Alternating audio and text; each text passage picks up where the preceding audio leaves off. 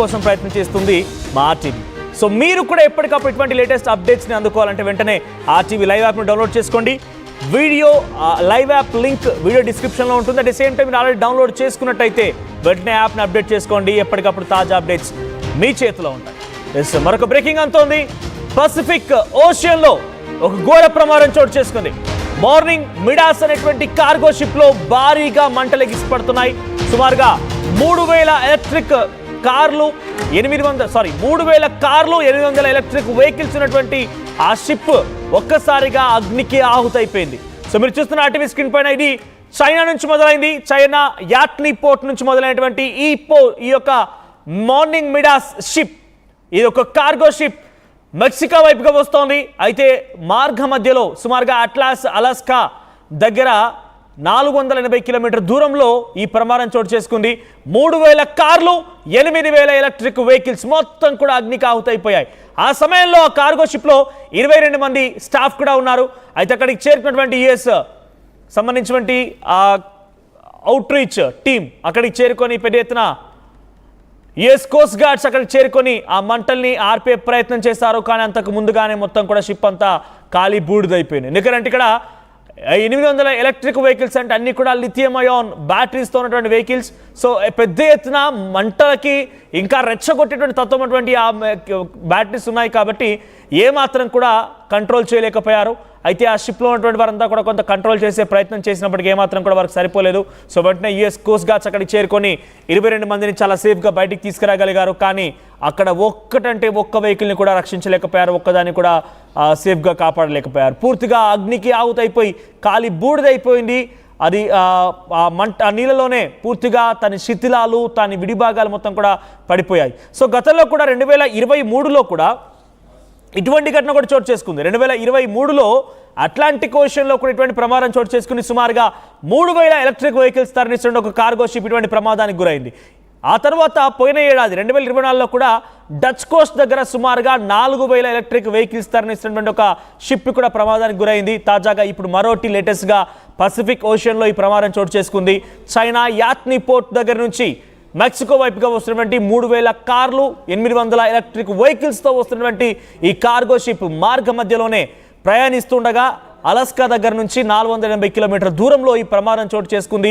US Coast guards అక్కడికి చేరుకొని స్టాఫ్ని కాపాడగలిగారు. కానీ ఒక్క షిప్ని కూడా కాపాడలేకపోయారు. ఇటువంటి ప్రమాదాలు చాలా పెద్ద ఎత్తున జరుగుతున్నాయని చెప్తున్నారు.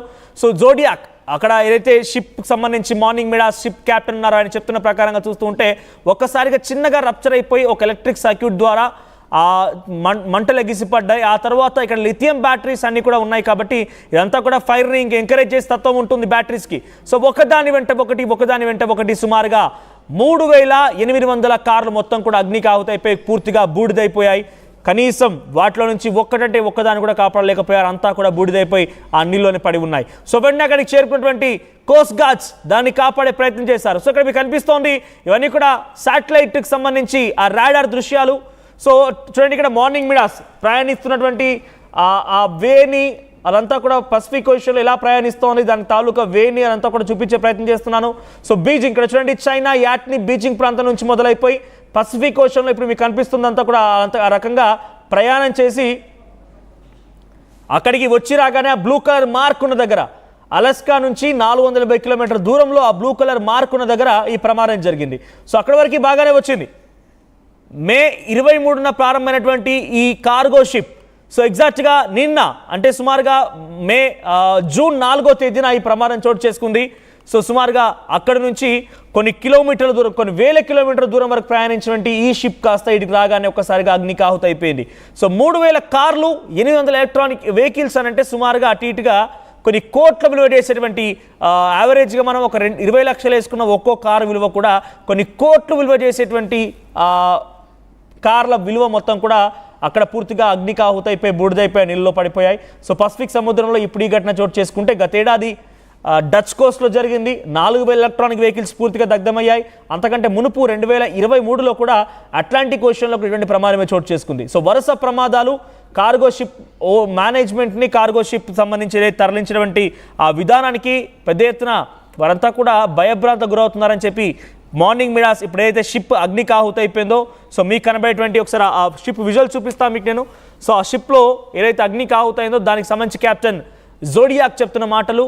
సో వరుస ప్రమాదాలు, కనీసం ఇంకోసారి కార్గో షిప్ ప్రయాణం చేయాలన్నా, కార్గో షిప్ని తరలించాలన్నా, కార్గో షిప్ ద్వారా ఈ వెహికల్స్ తరలించాలన్నా కూడా భయం పట్టుకుంటుంది. ఇంకోసారి వెళ్ళాలంటేనే ఆలోచించాల్సిన పరిస్థితి అని చెప్తున్నారు. చూడండి ఎంత పెద్ద ఎత్తున మంటలు ఎగిసిపడుతున్నాయి. ఆ దట్టమైన పొగల తాలూకా దృశ్యాలను చూడండి. సో పెద్ద ఎత్తున మంటలు ఎగిసిపడుతున్నాయి. మే 23న బీజింగ్ నుంచి స్టార్ట్ అయిపోయి ఆల్మోస్ట్ ఆల్ అలస్కా దగ్గర నుంచి 480 కిలోమీటర్ దూరం వరకు చేరుకున్నటువంటి ఈ కార్గో షిప్ ఒక్కసారిగా అక్కడికి వచ్చి రాగానే ఈ ప్రమాదాన్ని ఎదుర్కొంది. సో మొన్న మధ్య భారతదేశంలో ఇటువంటి ఒక ప్రమాదం చోటు చేసుకుంది. ముందస్తుగా వాతావరణాన్ని అంచనా వేయకపోవడంతో ఎల్సా అనేటువంటి ఒక కార్గో షిప్, అందులో సుమారుగా 30,000 టన్నుల కెమికల్స్తో కూడినటువంటి ఒక కార్గో షిప్ బయలుదేరింది. సో అక్కడి నుంచి ఇటు కొచ్చి వైపుగా వస్తున్నటువంటి ఆ కార్గో షిప్ కంటైనర్లు మొత్తం కూడా పూర్తిగా నీట మునిగిపోయాయి. కొన్ని కార్గోలు అయితే ఏకంగా చాలా ప్రమాదకరమైనటువంటి రసాయనాలు కూడా ఉన్నట్టుగా మనం గుర్తించాం. కేరళ ప్రజల్ని కూడా అక్కడి ప్రభుత్వం కొంత అప్రమత్తం చేసింది. సో అటువంటి ఘటనలు చాలా పెద్ద ఎత్తున జరుగుతున్నాయి. కార్గో షిప్ల ప్రమాదానికి పెద్ద ఎత్తున గురవుతున్న పరిస్థితి కనబడుతోంది. ఇక్కడ చూడండి, మొదటిగా బయలుదేరే ముందు ఆ షిప్ తాలూకా దృశ్యాలు మీకు రైట్ సైడ్ ఫోటోలు చూపిస్తున్నాను.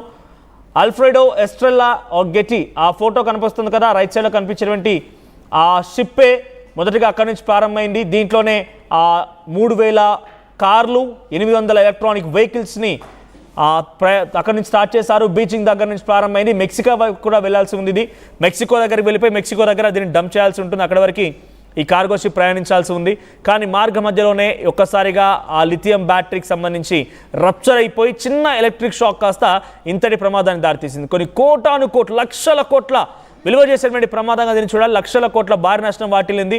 అయితే ప్రస్తుతానికి మరి దీనికి సంబంధించి పెద్ద ఎత్తున చర్చలు జరుగుతున్నాయి. ఎందుకంటే వరుస ప్రమాదాలు, 1 కాదు 2 కాదు, వరుస ప్రమాదాలు జరుగుతున్నాయి. కాబట్టి ఇటువంటి వాటిని తరలించే ముందు కొన్ని తగు జాగ్రత్తలు తీసుకోవాల్సిన అవసరం ఉంది. అటువంటి జాగ్రత్తలు తీసుకోకపోవడం మూలంగానే ఈ ప్రమాదాలు జరుగుతున్నాయి అంటున్నారు. మరీ ముఖ్యంగా ఇకపైన ఇటువంటి కార్గో షిప్లలో ఎలక్ట్రానిక్ వెహికల్స్ని అసెంబుల్ చేసి పంపించేదానికంటే కూడా డిస్మాటిల్లో పంపించి అడిగి వెళ్ళిన తర్వాత అసెంబుల్ చేసుకుంటే బెటర్ అనేది ఇప్పుడు ఎవరైతే ఈ షిప్ని క్యాప్టెన్గా ఉన్నారో జోడియాక్ తన మాటల్లో చెప్తున్నట్టుగా ఒక ప్రకటన కూడా వెలువడింది. సో ప్రస్తుతానికి ఈ కార్గో షిప్ ద్వారా పెద్ద ఎత్తున కార్లు తరలించేటువంటి ప్రక్రియ ఇకపైన ఎలా ఉంటుందో కొంత ఆలోచించాల్సిందే. మరి ముఖ్యంగా ఇప్పుడు జరిగిన ఈ ప్రమాదానికి గల ప్రధాన కారణం ఒకటే, lithium ion batteries. So lithium ion బ్యాటరీస్కి వీటన్నిటి కూడా ఫైర్ని ఎంకరేజ్ చేసేటువంటి ఆ నేచరే ఉంటుంది. చిన్న ప్రమాదాన్ని కూడా చాలా పెద్దగా మారుస్తూ ఉంటాయి. ఎందుకంటే ఒకదాని వెంకట ఒకటి సిరీస్ కనెక్షన్ లాగా అంటుకోవడం చాలా తేలికపాటి. సో ఇలా అంటుకోవడం వల్లే ఒకదాని తర్వాత ఒకటి వరుసగా అంటుకొని పెద్ద ఎత్తున మంటలు ఎగిసిపడ్డాయి. దట్టమైనటువంటి పొగలతో ఆ ప్రాంతం మొత్తం కూడా కమ్ముకున్నాయి. సముద్రంలో పెద్ద ఎత్తున ఆ శిథిలాలన్నీ పడిపోయాయి. పూర్తిగా ఒక్క కారుని కూడా కాపాడలేకపోయారు. సో యుఎస్ కోస్ట్ గార్డ్స్ అక్కడికి చేరుకొని స్టాఫ్ని కాపాడగలిగారు. వారందరినీ కూడా ఒక ప్రత్యేకమైనటువంటి షిప్ ద్వారా వారందరినీ సేఫ్గా మర్చెంట్ షిప్ ద్వారా బయటికి తీసుకురాగలిగారు. కానీ ఒక్క కార్గో షిప్లో ఉన్నటువంటి ఒక్క కారును కూడా కాపాడలేకపోయారు. సో ప్రస్తుతానికి ఇటువంటి ప్రమాదాలు వరుస ఘటనలు కొంత ఆసక్తి రేపుతున్నాయి, ఆందోళన కలిగిస్తున్నాయి.